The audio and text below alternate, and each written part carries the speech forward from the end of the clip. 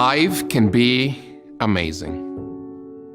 If you're like me, you've probably had times when everything seemed to be clicking, falling in place. And then it hits you, unexpectedly and seemingly out of nowhere. Disappointment, setbacks, loss. A couple of years ago, quite unexpectedly, after more than 20 years working for my company, I lost my job. That loss led to some challenging times for me and my family. The following months were filled with moments of anxiety and depression, feelings like I'd never experienced before and was completely unfamiliar with.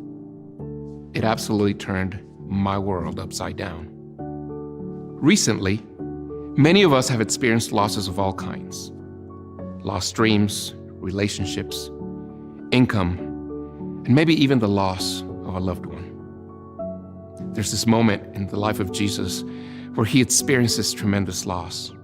He had been out of town when his good friend Lazarus died.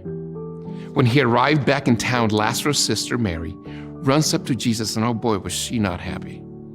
I can imagine her poking Jesus in the chest, arms going everywhere, screaming, saying, "If you had been here, this would not have happened.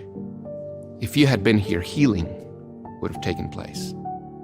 The interview would have gone well. The door would have been opened. The family would have stayed together. But you were not here, were you, Jesus?" And as if he knows there are no words, no cliches, prayers, solutions, or excuses that he can possibly give someone who experienced tremendous loss that will bring the answers they're looking for. So in that moment, when perhaps you don't feel the presence of God, when you don't seem to hear his voice, maybe, just maybe, it's because he's standing by your side, weeping with you. Jesus doesn't minimize Mary's suffering. Actually, he validates it. He teaches her that it's okay not to be okay. Here's some practical tips that might help you. Don't minimize your loss. Name it.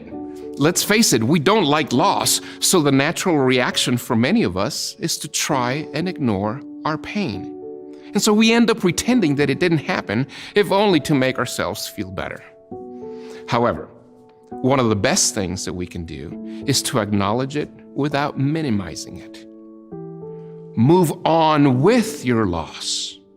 Realize loss is part of your journey now.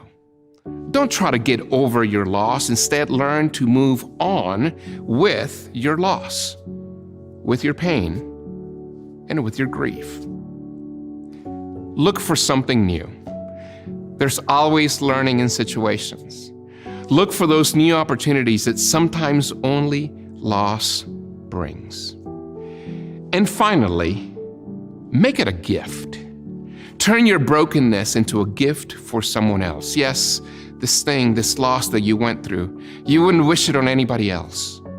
Allow your pain to be a healing agent for others. You know, King David knew a thing or two about pain. He writes in Psalm 34:18, he says this, "The Lord is close to the brokenhearted and saves those who are crushed in spirit." When you face unexpected challenges, look to God. He will illuminate the darkness and help you move forward.